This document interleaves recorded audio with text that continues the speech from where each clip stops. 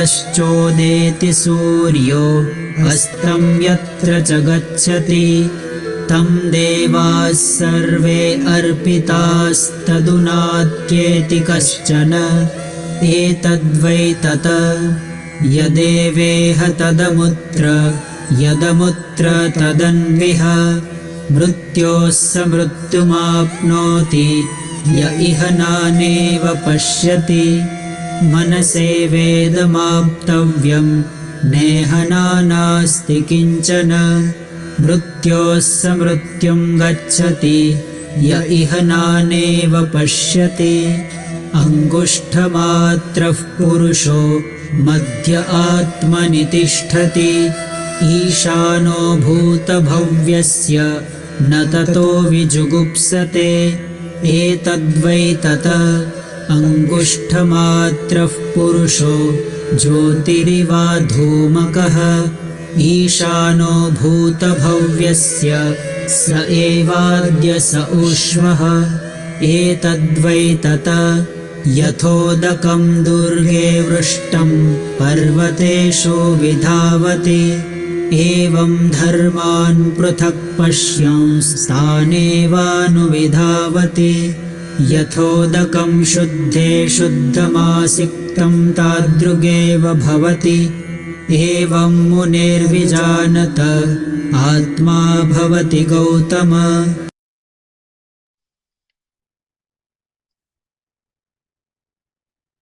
Hari Om.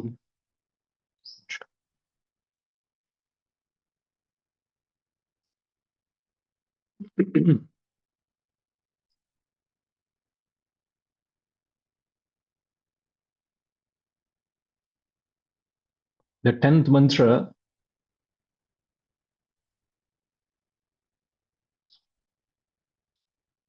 describes the ultimate truth. You keep getting that in sections, you keep getting that in pockets throughout the text.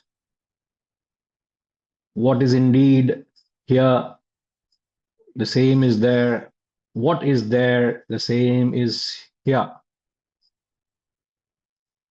Yadeveha tadamutra yadamutra tadanviha.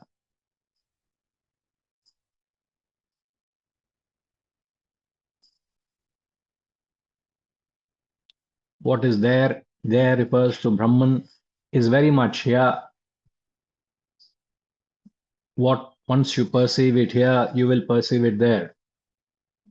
It's the same. Just like one who beholds the waves as the ocean, he will understand the ocean is the waves. But sad part is we get caught up in the attributes of the waves. The waves have the crests and the troughs. The waves have a beginning and an end. The waves are disturbing. They disturb the surface of the water, whereas the ocean has no beginning, has no end. The ocean is peaceful, unlike the crests and troughs of the waves. One who goes beyond the difference, one who goes beyond the nama rupa, he beholds. One who perceives the gold, the ornaments as the gold. The ornaments have nama rupa. The ornaments, when you look at ornaments, you develop a like or a dislike. You develop an appreciation or a lack of appreciation. You are not able to see it as the universal goal. You get caught up. But he who sees the ornaments as gold, he who sees the delusory world of Nama Rupa as the Brahman, as the supreme reality, For a person who beholds, there is no death, but one who beholds the difference, one who sees the difference between here and there, for him, he proceeds from death to death. This is the truth that he mentioned in the 10th mantra. And in the 11th mantra, he said, this Brahman can be attained through the mind alone. Manasayeva.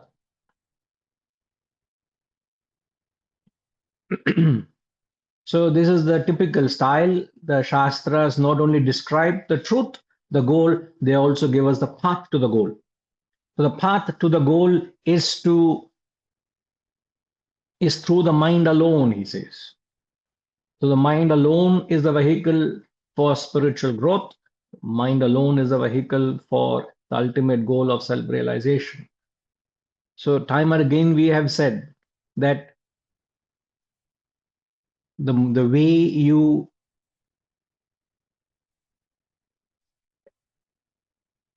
can measure your spiritual progression is to have a quick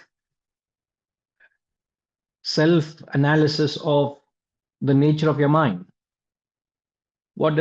How has the nature of your mind changed? I don't want to get into the detail. You will recall not long ago, I can't recall when, we have understood the various natures of the mind. It becomes impulsive. It has likes and dislikes. It has desires. It has attachments, and so on. So you will find that there will be a paradigm shift in the nature of your mind.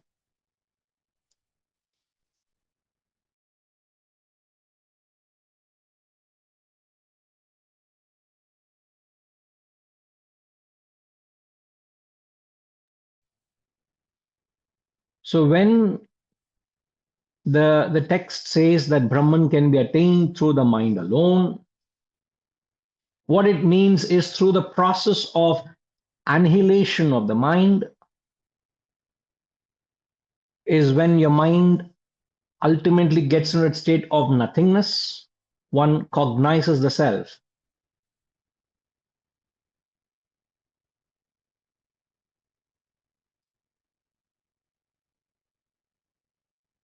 So it's all about filtering the thoughts.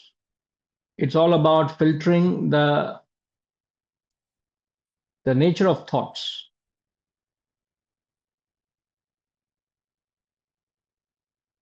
The more rapid the thoughts are, the less spiritual you are.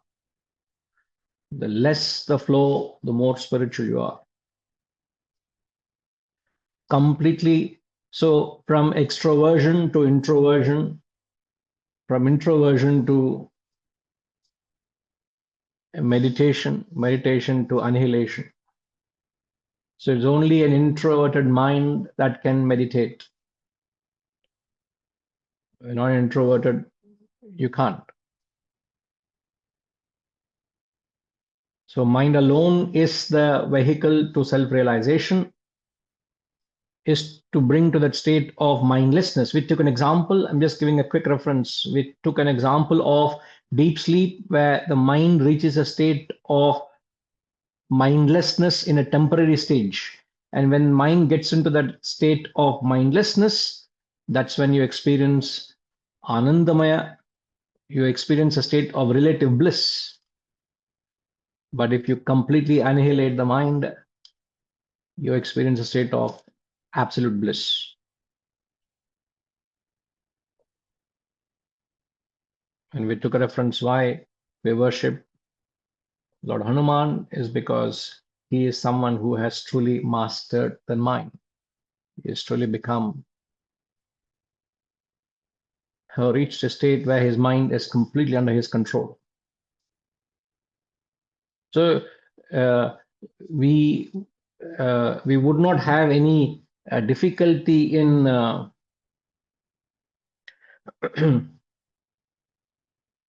engaging ourselves.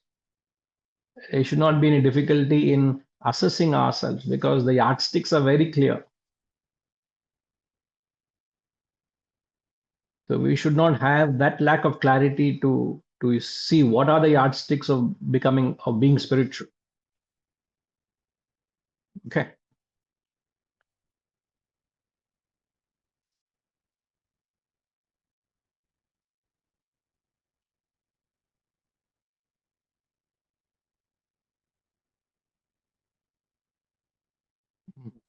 अङ्गुष्ठमात्रः पुरुषो मध्य आत्मनि तिष्ठति ईशानो भूतभव्यस्य न ततो विजुगुप्सते एतद्वै तत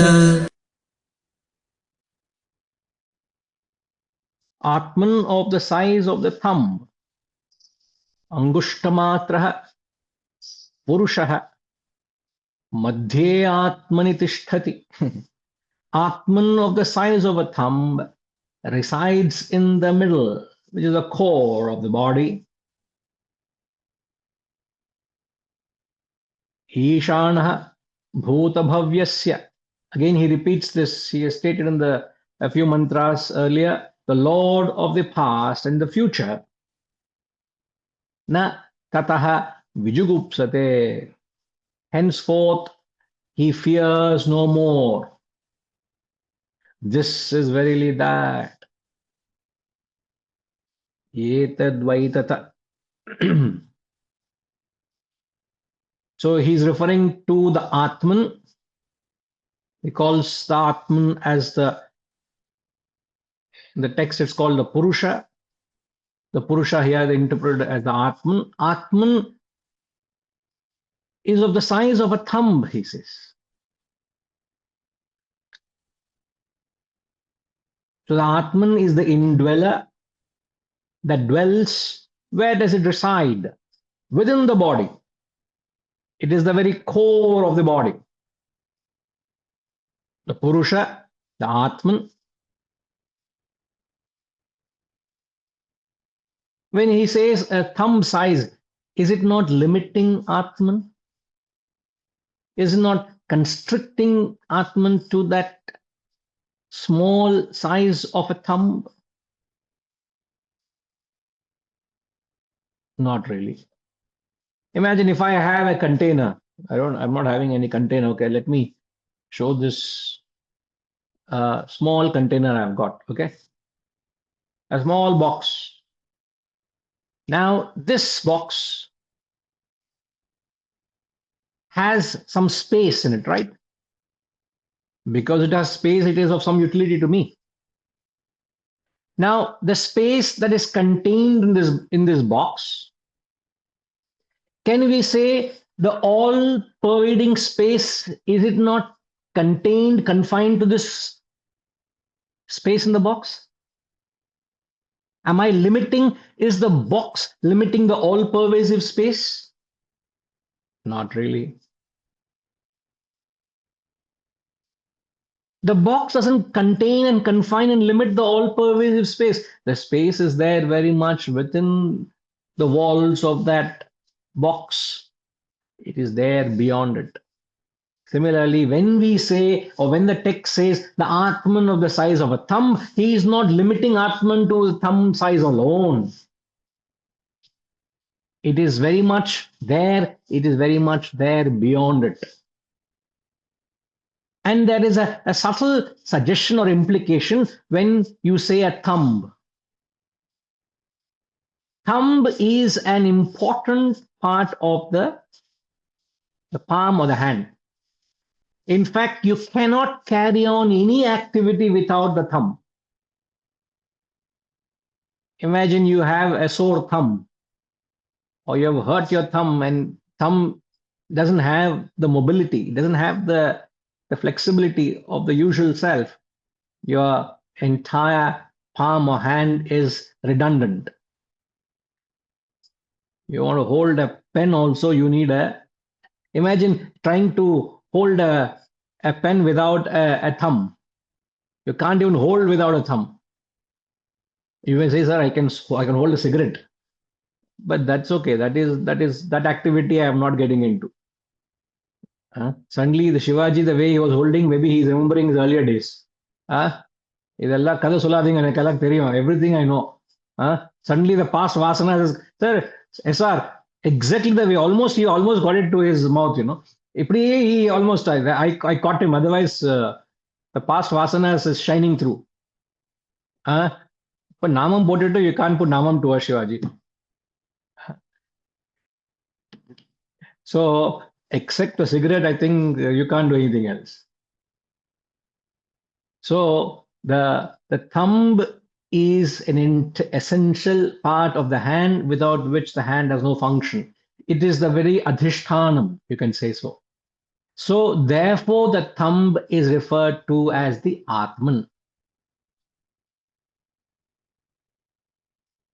So, therefore, he says the Atman of the size of the thumb. So, the couple of suggestions, couple of rather implications. Thumb doesn't mean restricting it to a limited entity. It's not a limited entity. Secondly, thumb suggests it is very essential. It's very paramount. So, its existence is on the thumb. Like the existence of the palm, the hand rests on the thumb. And thirdly, he says that thumb resides in the very core, in the middle of the body. Means it is the very quintessence. It is the very, like the financial district of a city. In a city is there in the core. Wherever the financial district is, that becomes the core of that city. You don't have a financial district outskirts of a city. It's the center of the city. Similarly, when he says it is in the core of your personality, the core of the body, means it's the quintessence. The Lord of the past and the future. In the fifth mantra, he has mentioned that. Again, he is stating here, the Lord of the past and the future means you are always in the present. And one who knows this fears no more. Na vijugupsate. It's a very beautiful word, vijugupsate. Even though we say no fear, but vijugupsate means there is no abhorrence. No abhorrence or no. What is abhorrence, Asar?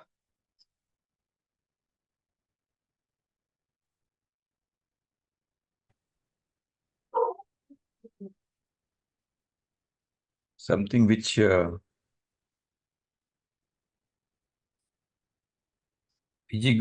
say means is something, it creates a goosebumps. Something. I'm sorry. No. The Sanskrit word vijugupsate, abhorrence means, I also don't know, sir. We both on the same boat. Let's ask the knowledgeable people in the class. Sureshji, what is abhorrence, sir? English professor amongst us.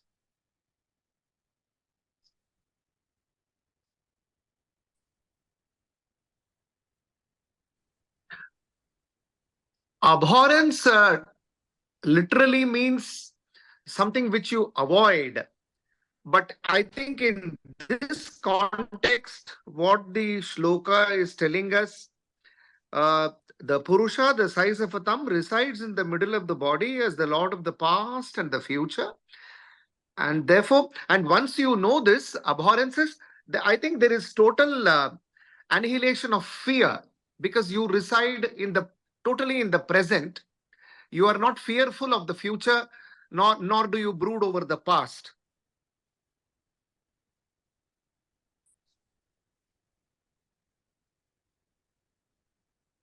So the word abhorrence you said is? Abhorrence is actually something which you consciously avoid. I abhor drinking, or I abhor smoking, I abhor tobacco. or it's a mental state where you're very clear as a matter of conviction, it is something to be avoided. I abhor his tendency to interfere in the other's affairs. That way. You can extend it to also a spirit of abhorrence is otherness. You can extend it to a sense of, as the group has said, it is a hatred or detesting. So from abhorrence, so when you don't fear where you have a sense of oneness. When you go back into your own home, you feel everybody in your home as your own one, or you go into your organization where you feel everybody is one. You don't fear them, do you? But the moment you go into, or you are in an environment where you can't identify with people, they're all strangers, you don't know who they are, instantly there is lack of identification, there is otherness, there's a fear. What might happen to me? I hope I will not be abused by them, because there is otherness. So abhorrence creates, Vijigupsa creates fear. So you need to draw a connection between Vijigupsa and fear. So Vijigupsa is where I feel that aversion towards you. I feel a sense of disgust. And I can't think of a better example every time I take this. Thanks, Sureshi. I keep thinking of an example which Vijigupsade, this has got stuck. The first time I heard Vijigupsade and the example I heard from my guru, it never left me. Vijigupsade is a feeling that comes, of feeling of utter disgust. The example, I hope you recall, is imagine you are offered with a drink, and the drink is, I have collected pus from a fresh leper's wound. Ashwati, don't hide, huh? Now you got to imagine this. Fresh pus collected from a leper's wound, which is oozing with blood and pus. I've collected it in a glass full and I've offered you. And you don't know what that is. And I tell you to drink. And the moment you know what it is and you start, what is that feeling you have? That perhaps comes closest to describing what Vijigupsa is. That feeling of disgust, revulsiveness, hatred, you just want to, get away from that, get away from it. That creates fear. So when you have that kind of disgust or that kind of abhorrence, that kind of hatred towards somebody, it only creates that space of otherness, creates fear in your bosom. But one who identifies with the Atman, which is the very essence, which is the quintessence of your personality, once you become the Lord of the past and the future. And one who experiences that, there is no Vijigupsate, no fear. So you need to draw a connect between Vijigupsate and Bhaya.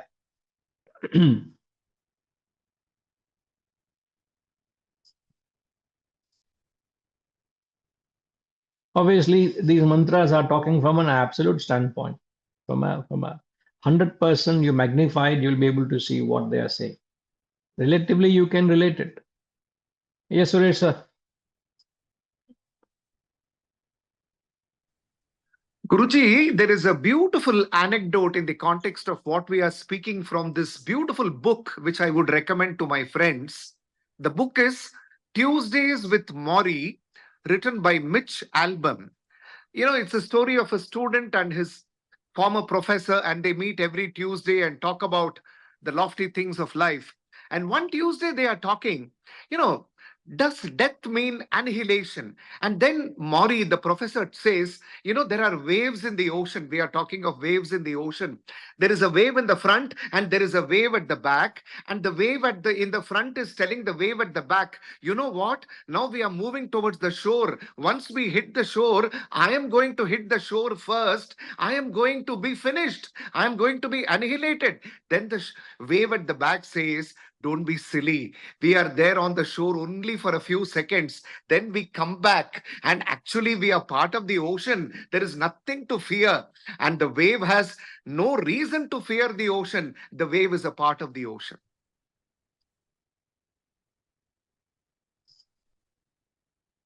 So quickly it ended, is it? Because the wave recedes and it realizes it's part of the ocean. And then the wave in the front, it gets the courage, it gets the confidence. How true it is. I am only in the shore for some time and I come back. And therefore, I am part of this big, huge ocean. I am not a mere wave. It understands, it realizes. It's a beautiful book, Tuesdays with Maury. We will write Saturdays with Guruji. Certainly. We have many more such anecdotes in our kitty. Correct, sir. ஒரு anecdote எடுத்துட்டு ஒரு book they wrote. How many books we can write like that? No, but that, with due deference, that is a very beautiful book. The relationship between a student and his former teacher, because that teacher now is retired and he's old. He suffers from a very rare neurological disorder called ALS, and he has 1 year to live. And this former student who was very close to him, who was inspired by him, he is now a media professional. He is in the hotel, in the room. Suddenly he watches in the television. There is an anchor interviewing this former teacher who is lying on the bed with tubes and all that. But yet he has not lost his courage. He is giving that interview so beautifully. Then the student decides, I am going to get back to this teacher. Every Tuesday they decide they will meet and they will talk about the great things of life. That Now is Tuesdays with Maury. And now I'm satisfied, sir. Because you always give the complete picture. Incomplete picture, I thought it ended so quickly, We will get hold of a book, sir. It can be part of our wisdom library. It's a beautiful book. Yes, please, sir. Certainly. I will present it to the library, Guruji. Please, sir. Thank you. Thank you. 13, please.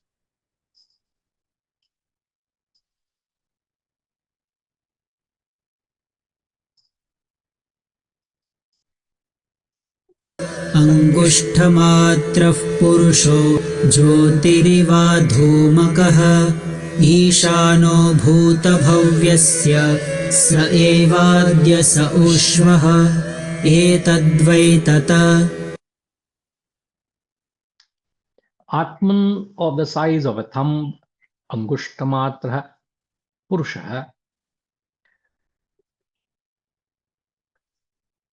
Jyotihi. A flame is like a flame, Adhumaka, without smoke. Atman of the size of a thumb is like a flame without smoke. Again he repeats, Lord of the past and future. He alone is even today and will be verily tomorrow. Ishan, which is the Lord, Sayeva Adhya, Sa'u Shvaha. He is verily today and verily tomorrow. Yetadvaitata. This is verily that.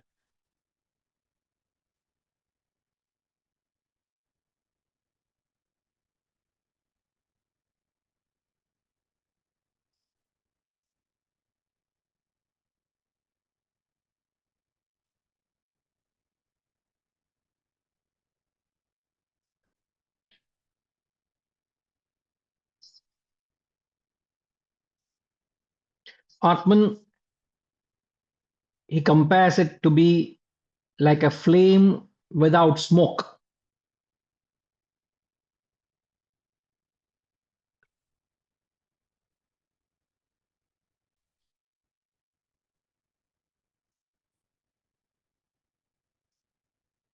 The flame with smoke is the individual, is the jiva.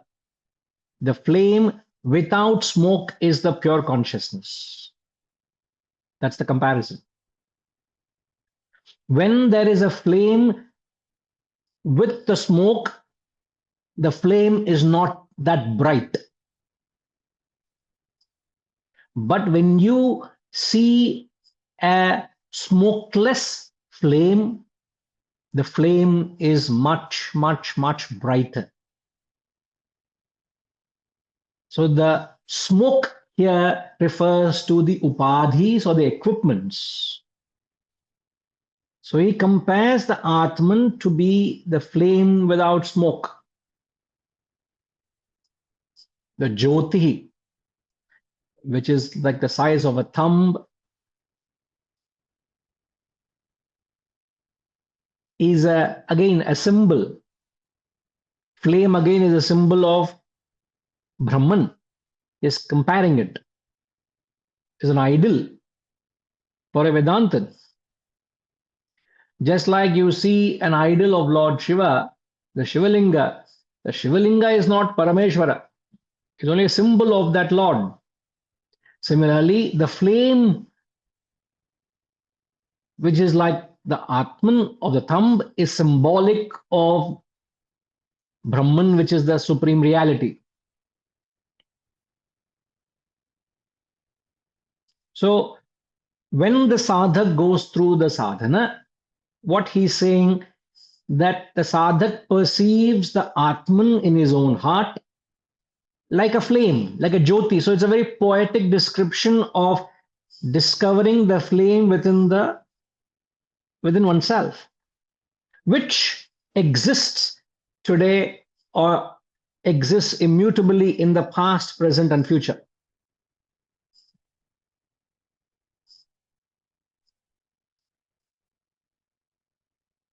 Just he's giving examples. There's no serious philosophical implication, but is coming to the fag end of this section. We already stated everything. So he's just comparing it to a flame without smoke. But do you know the science behind it?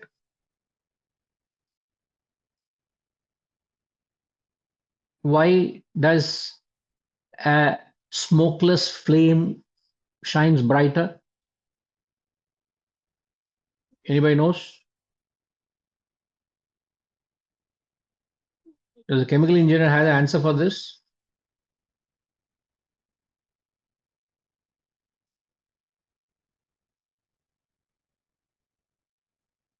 Which field it comes, I don't know.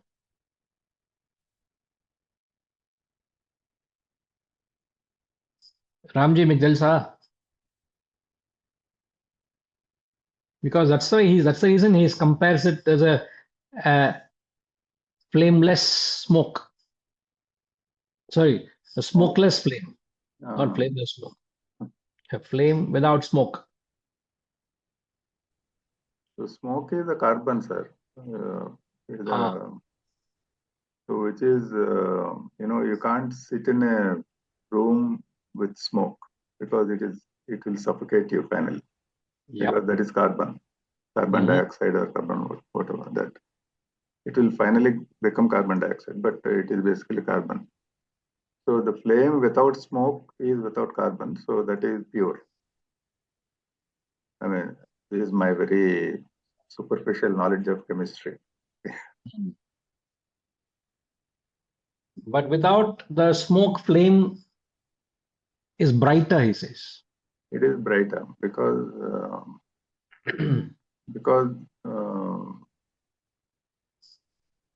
so what is the flame? When you light a diya, it is the oil which is actually burning. Because if the wick burns, then it will be over within half a minute. It is the oil which is burning. So when the oil burns, you get the energy, or when it is the same oil, when it burns, you get energy. But it also releases.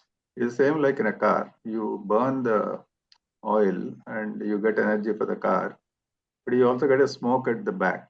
So if the car is emitting smoke, that means it is releasing carbon into the environment. So it is not pure. Mm. So if you are doing without smoke, then that is pure.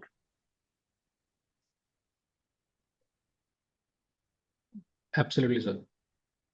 So the smoke refers to the impurities of an individual,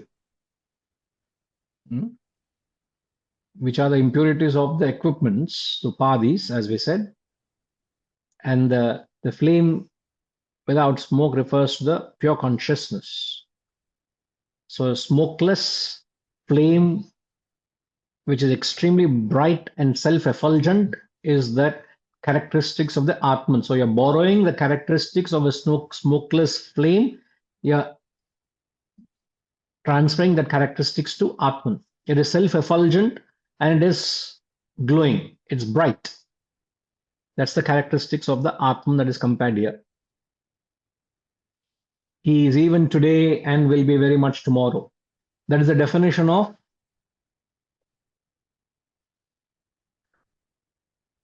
anything that persists at all periods of time is the definition of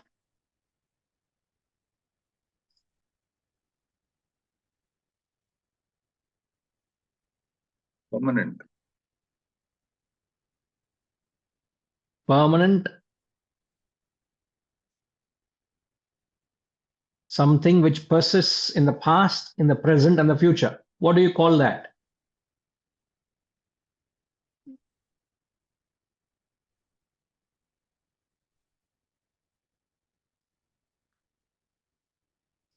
Something which persists at all periods of time is known as eternal. This is the definition of eternity. So that the Brahman or the Atman is something which exists in all periods of time. Okay. 14, please.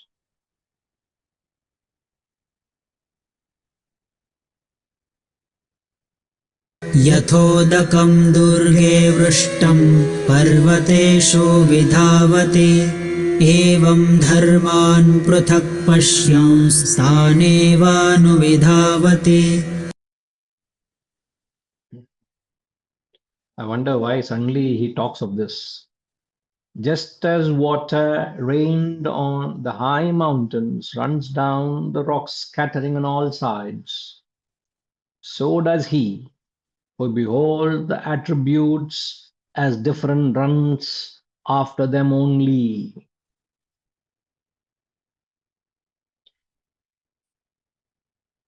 Just as water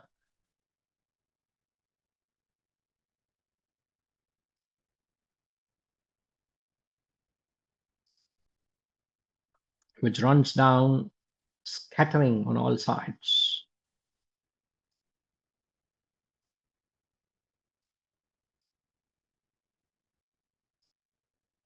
So again, he is drawing a comparison. This style of the text is known as upama. For those of you who are writing the translation, it will come in the chat box very soon. Upama means comparison. So he gives an analogy and drawing a philosophical excerpt from that analogy or an example. Now the last two mantras of this section of Valli points out the Bheda Darshanam,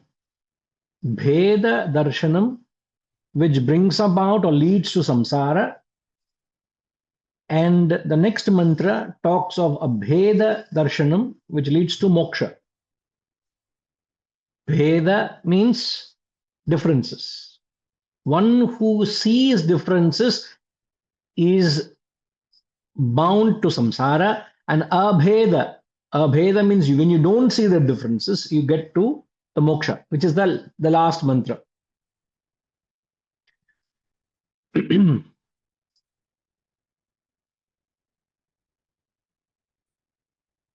So US, what is the message that you draw from the example? The example here he is giving to water scattering down the mountains on all sides, which runs down the mountains. He is comparing it to one who sees differences and runs in different directions. Now, what is the first? Let's understand the analogy. What do you understand from the analogy? A person who runs after his desires. Yeah, first the analogy, please. Then we'll get the philosophy.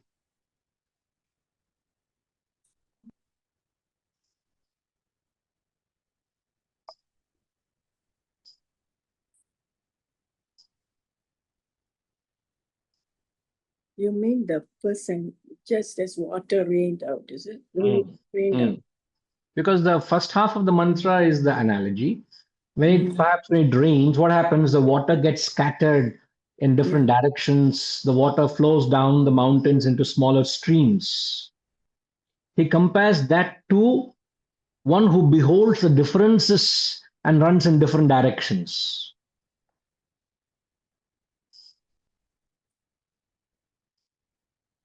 So let's understand what is the analogy first.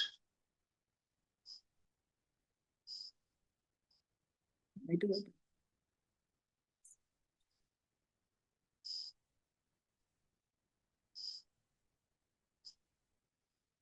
He's See talking about the person who runs after desires. He's going scatter all over for his desires. Then See the water down the mountains, what happens when the water trickles down the mountains? The water runs in different streams, in different directions. The water gets dissipated. It creates various divisions. And the water is of no use, right? Okay. But when the water gets collected through proper conserve efforts, you collect the water, you direct it through a reservoir or a dam, it generates energy. It is resourceful, it is useful.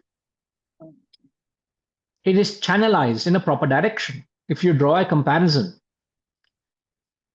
Similarly, he compares the water trickling down the mountain, dissipating in different directions, to a person who beholds the attributes as different. See, the word dharman in the text refers to attributes.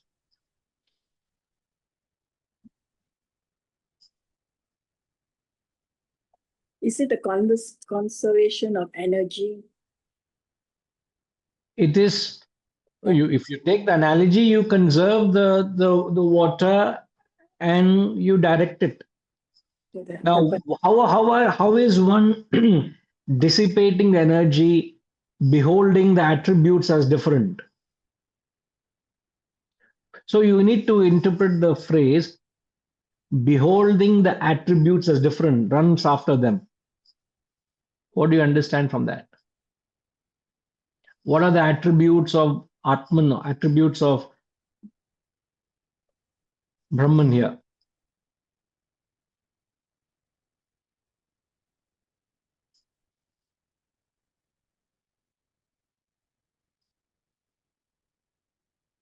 It gives you the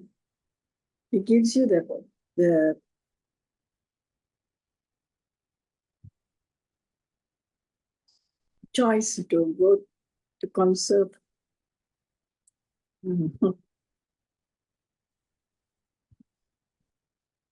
I don't know.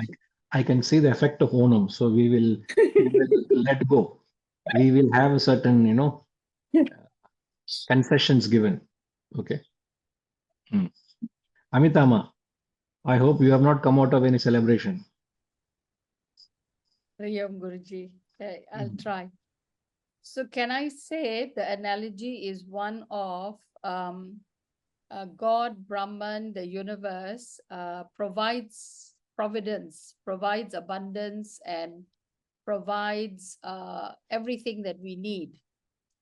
It's just man in our limitations. We do not know maybe how to exploit, how to be conscious in using it resourcefully for whatever our requirements are.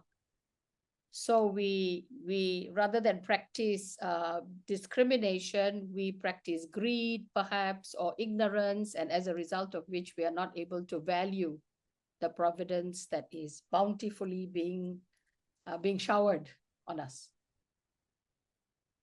How did you get this interpretation, please?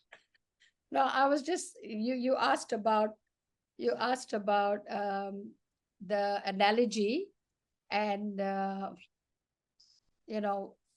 what it means to us, right? As the person, the recipient of this bounty, and the analogy of water, or the from the mountains, which if not checked gets dissipated and becomes useless to us.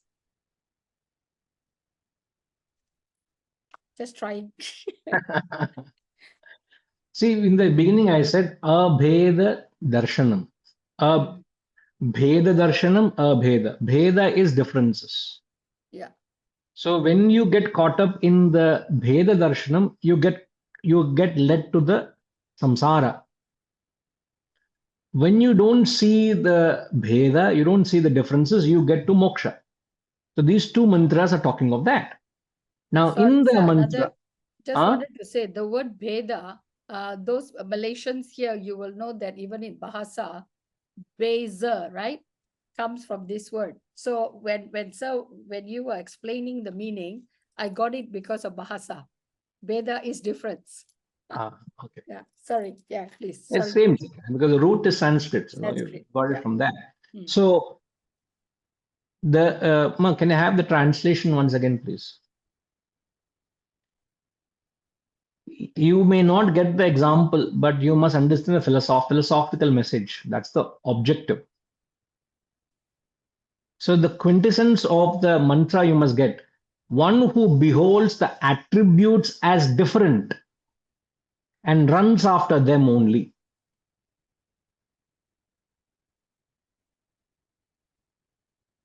So what do you understand by the word beholds the attributes as different? So my question to you all was, what are the attributes of Atman which you see differently? Yes, Ramji.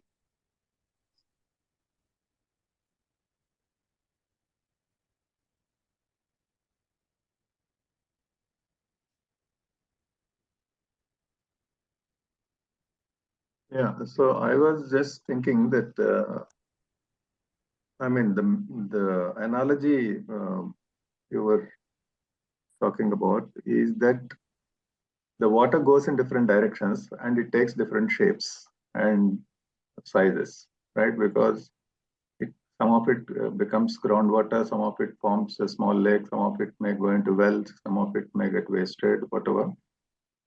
So you tend to look at them individually rather than thinking that the rain on the hill is the main source of all these things. So you get so much attached to your groundwater or your lake or your this thing without understanding that it is all coming out of the same.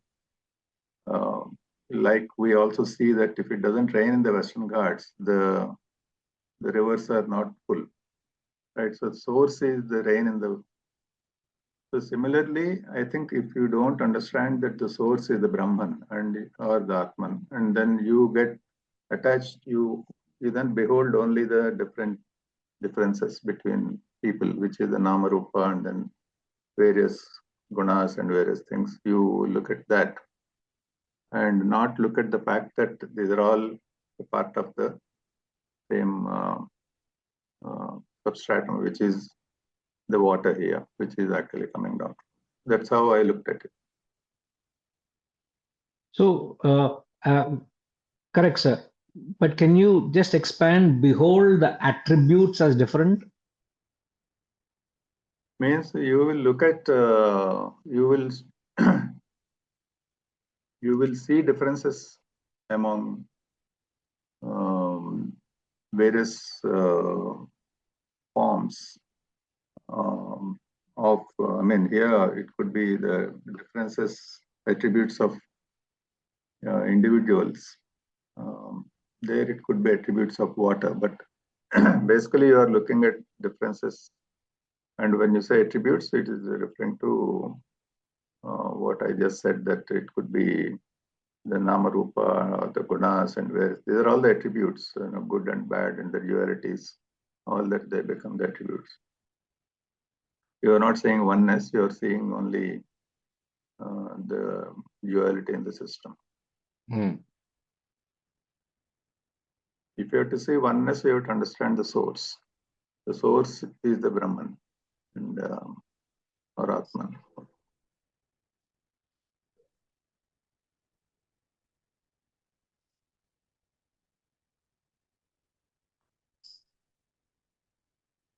So if you see the differences in the attributes, it creates a difference which destroys your unity, it destroys your peace and happiness, right? Yeah. Because I see you as different. I see everybody as different from me. And I run after those differences. I create more differences. Mm. In short, he's saying if you don't see the oneness, if you see the Bheda, if you see differences, it destroys, it leads you to samsara. Philosophical meaning of samsara is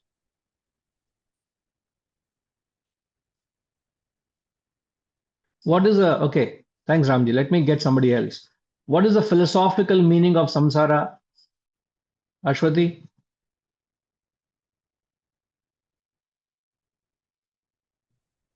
I am Guruji. So samsara, I believe, is suffering. Philosophical meaning? And basically not attaining moksha. So like in the birth and death cycle. Okay, you can say that samsara means bondage. Okay. Philosophical meaning of samsara is bondage. Practical meaning of samsara is Chasing after your like fulfilling your vasanas and gathering more vasanas and being distracted with the worldly items. no. In fact, you can go back to the initial thing that you said. Samsara is said as suffering. Okay. So the practical meaning of the word samsara is the suffering. Philosophical meaning is mental bondage. So when we say samsara is not being in the world, samsara is when you're mentally bound to something, it creates the agony, pain, and suffering. You get that? So one who beholds the differences, he is caught up in samsara, means he creates his own suffering. He goes through sorrow and suffering because of the differences.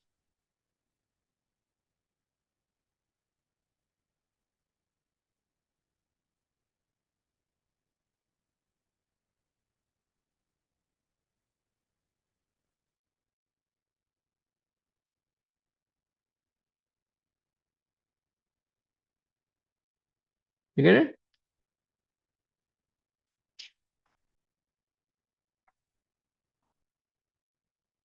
So the 14th mantra is talking about dissipating of your energy and resources. Just like the water gets dissipated, you are dissipating your resources by getting caught up in the differences, which only destroys your peace and happiness.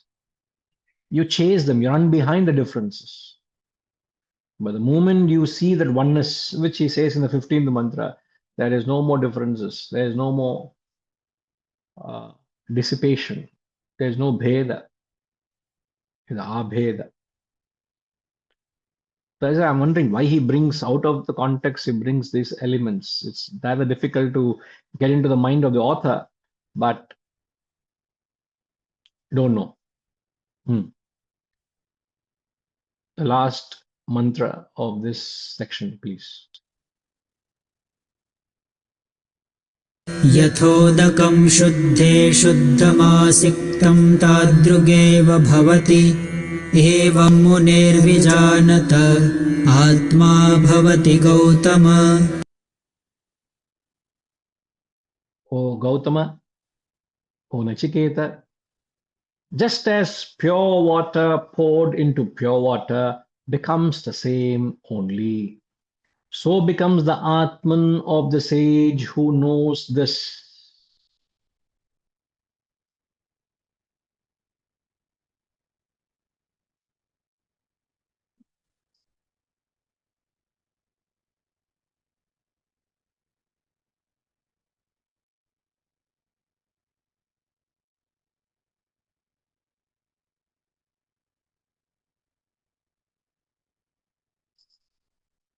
So after the Bheda Darshana Ninda, which is the previous mantra, Bheda Darshana Ninda, this mantra talks of the Abheda Darshana Stuti. Abheda Darshana Stuti. Pour pure water into another container of pure water. What remains is pure water. There is no difference.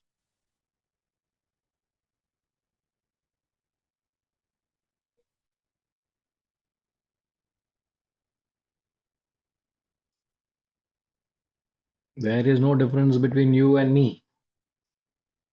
The difference arises because of identification with the matter. I identify with the matter, there are differences. I identify with the spirit, there is no difference. I identify with the consciousness, there's only oneness. I identify with matter, there are differences. Banigaji, in a simple corporate style example, you identify with departments, there are differences. You identify with the organization, we are all one. You see the point? How to apply it in corporate or in a day-to-day life? He is talking from absolute. But if you want to apply it in our work culture, when you walk into organization, do you see yourself representing your team within your department? Do you see yourself representing your department?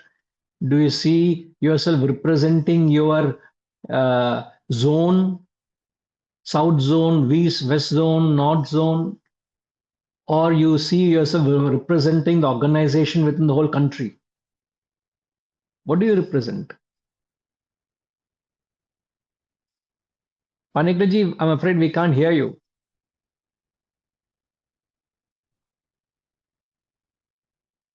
No, we can't hear you.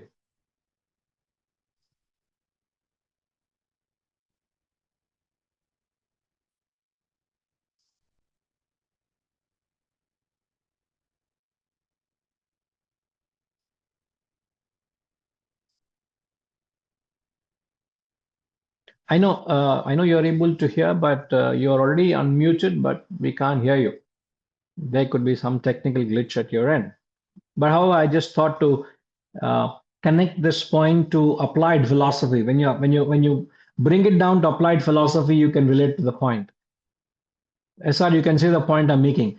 In an organization, do you represent your team? Do you represent your department? Do you represent your zone? Or do you represent your organization?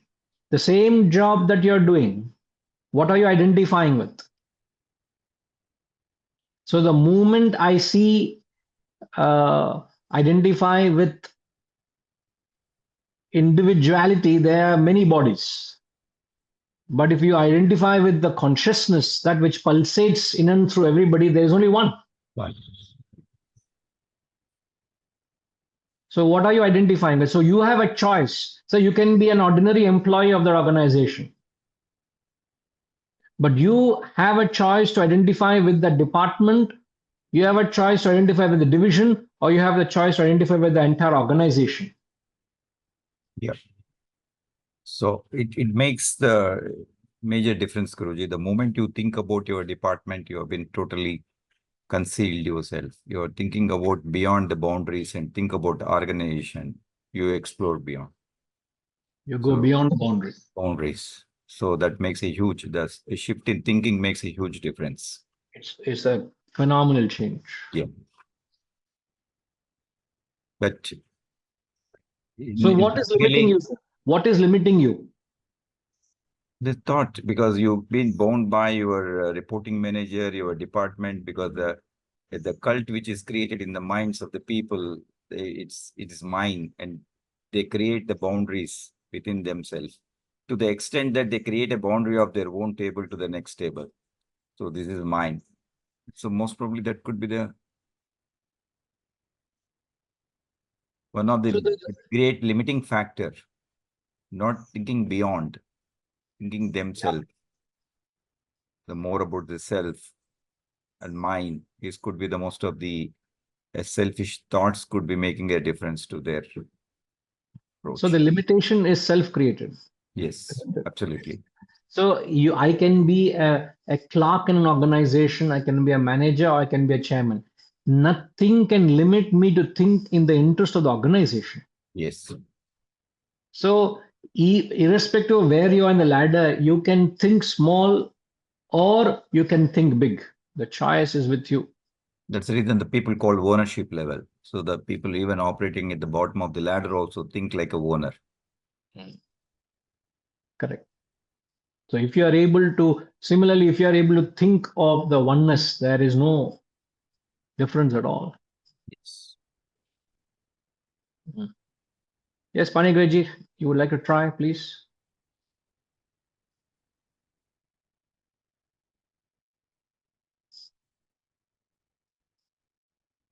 No, sir. No, not yet audible. Maybe you can just pen your thoughts in the chat box.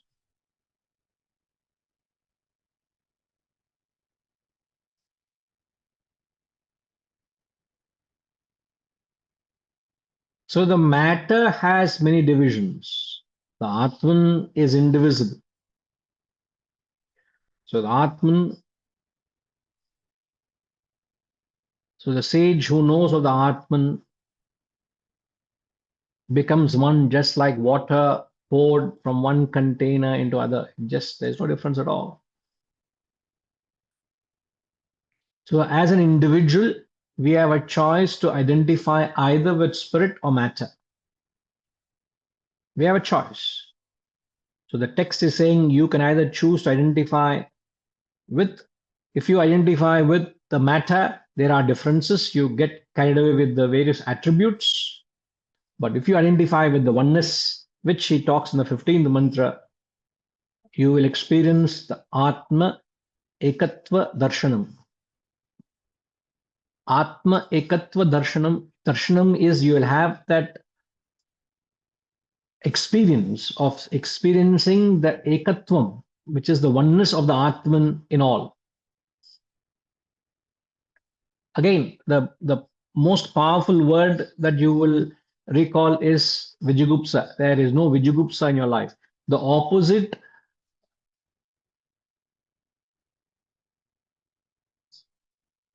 of oneness is Vijigupsa. So If you don't experience Vijayagupsa, you have oneness.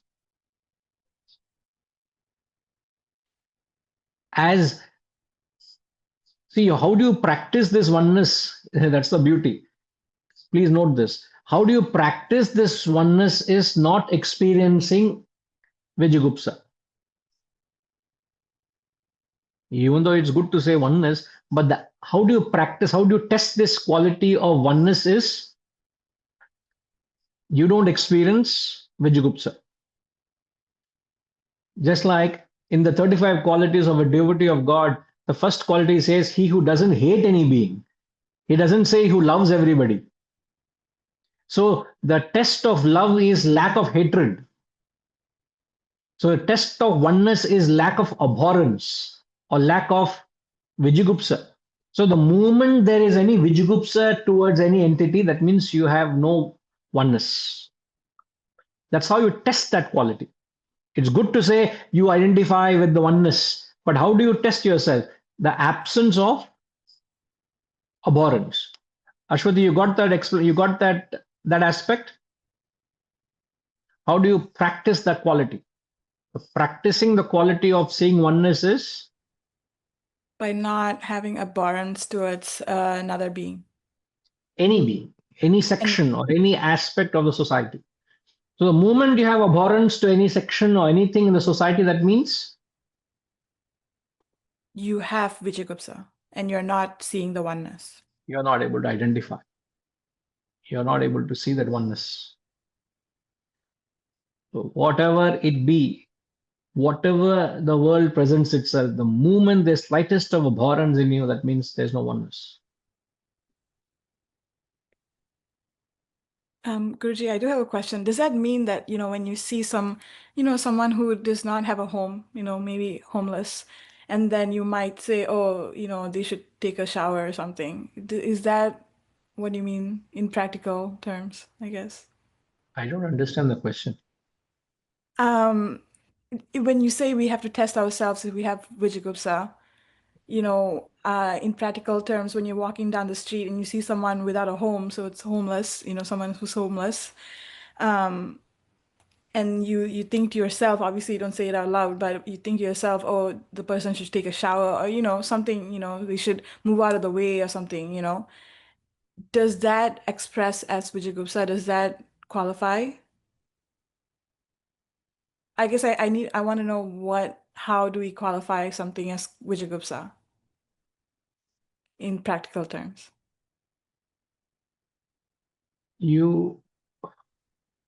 What did you understand of Vijayagupsa so far?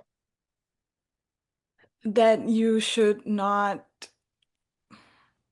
feel like you are different from someone or something in society, that we're all one.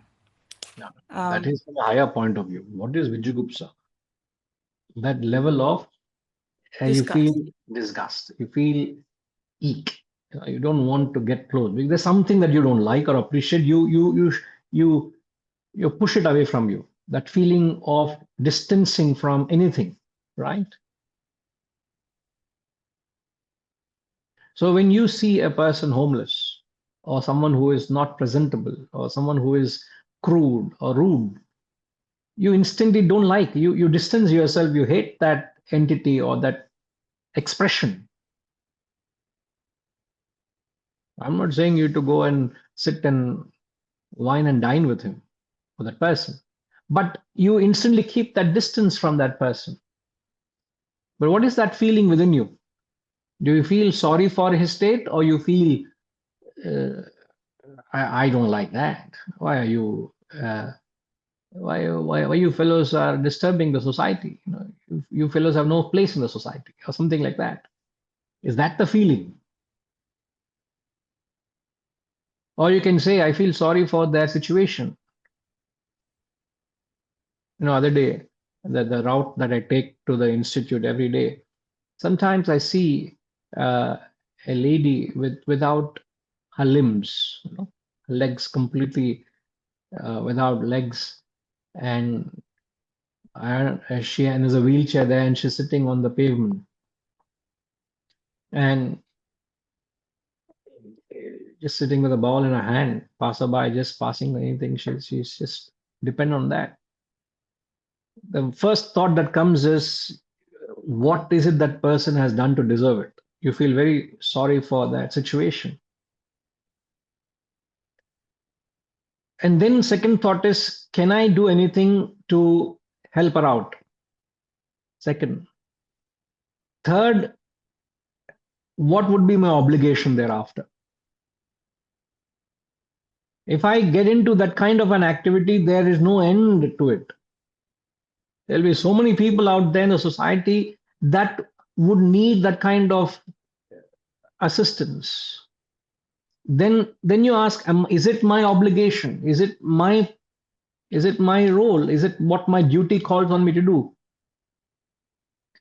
So you try and rationalize a situation where you're able to identify. You may be able to do something, you may not be able to do anything. But however, you rationalize a situation and you're able to identify with that person.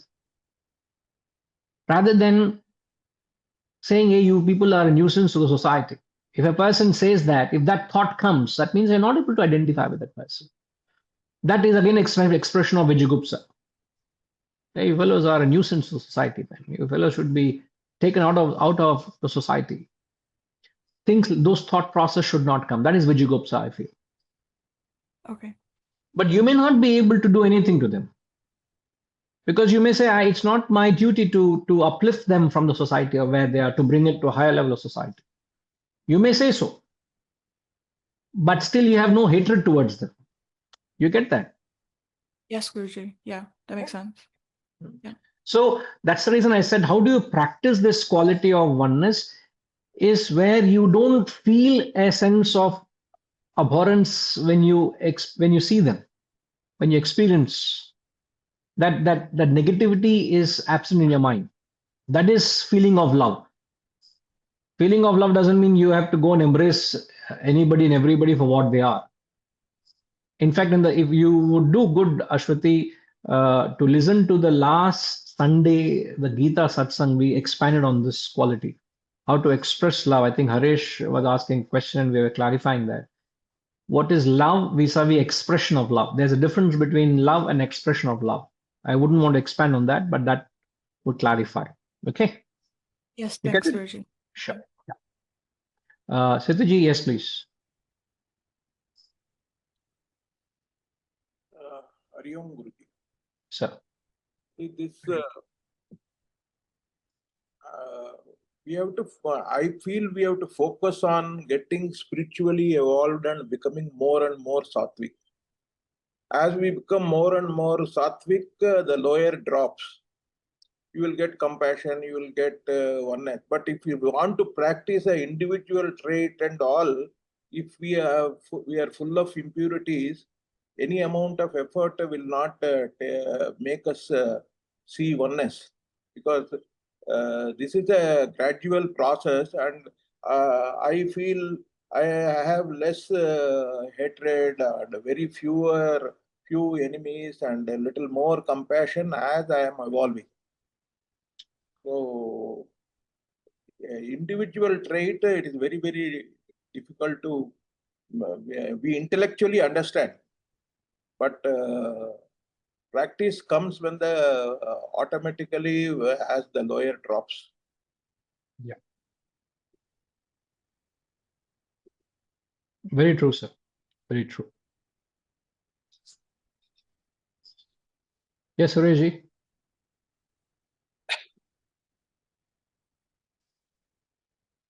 Guruji, I think we can draw a parallel from the life of the great Adi Shankara when he was walking on a street in Varanasi. A Chandala, a person of a low caste, appears before him, and the Chandala asks him, if the same Atman permeates the entire universe, if the same Atman is in you and in me, are you willing to pay obeisance to me because I am much elder to you in age? And Adi Shankara says, yes, the same Atman permeates. I have absolutely no problem in paying obeisance to you. And then the Chandala reveals himself to be Shiva himself. So, that kind of a unity at the level of consciousness, if we can perceive and try to practice, I think that perception of oneness can become a part of our systems.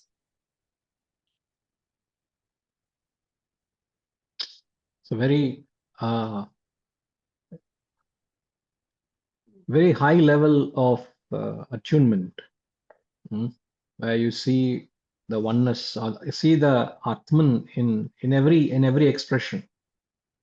But it is we will all break if you try to practice that. Let's be realistic. Imagine we all exercise, and imagine we all are pushed into an Olympic arena and say compete.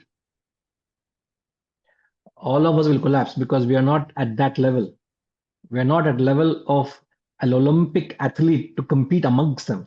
So if we try to practice what Adi Shankaracharya did and saw Atman in a Chandala, I think we will break at a point because we are trying to be beyond our level. So it's very important that we must we must reach our level and try to be optimum at our level and try to strive beyond that. So, and that's how we grow. We can only grow from where we are. We can't try to imitate or mock what these great Mahatmas exhibited in their lives. No, this can be an inspiration for whatever limited growth we are capable of achieving. That's about it. No, absolutely. No, it's such a ideal context that you quoted, how you are able to see that. But in terms of application, we should try to apply in our areas. For example, Ashwati took a mention of a homeless person. And see, Ashwati, Sureshji takes an example of Chandala in a modern context, you can say. Could you see the Atman in him? The same context, what Adi Shankaracharya did. And here, so, but you got to see how our thoughts, what kind of thoughts crop up. What's our feeling when there are these moments? And as Setuji said, it's a gradual growth where when the higher qualities come in you, then the lower qualities of Rajas and Tamas, they start dropping away.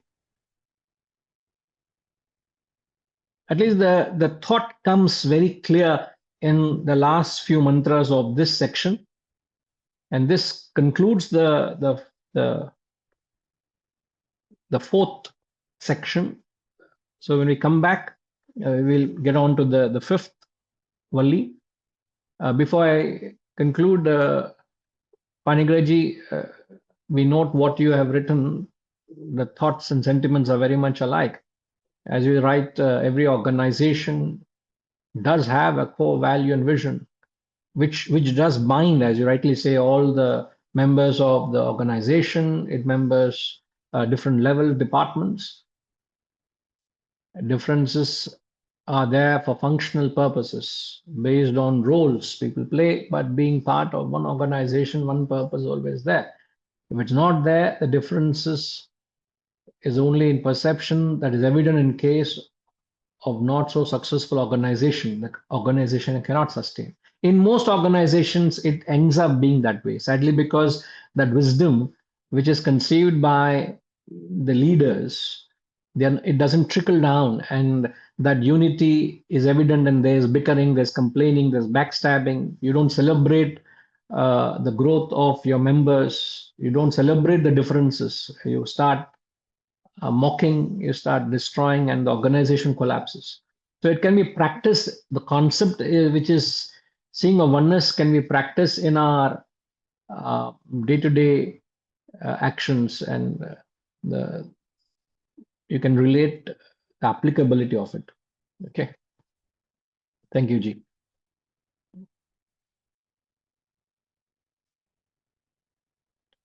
That's what we have said. How do you develop oneness is trying to see a point of identification, what you can identify with. Once you identify with the other person, there is no Vijigupsa.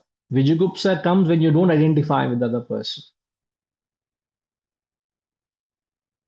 Like I said, when you see a homeless person, you feel sorry for the situation. So you're able to feel for other person for what brought him to that situation. Things like that. Okay. Om Purnamada Purnamidam Purnat Purnamudachyate Purnasya Purnamadaya Purnamevavashishyate. Om Shanti Shanti Shanti. Harihi Om. Shri Gurubhyo Namaha. Harihi Om.